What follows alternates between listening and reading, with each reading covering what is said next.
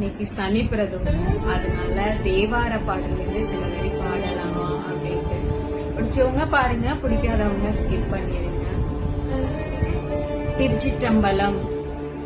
மாசில் வீணையும் மாலை மதியமும் வீசு தென்றலும் திங்கில வேணிலும் மூசு வந்தரை பொய்கையும் போன்றதே ஈசன் எந்த இணையடி நிழலே நமச்சிவாயவே ஞானமும் கல்வியும் நமச்சிவாயவே நானறிவிச்சையும் நமச்சிவாயவே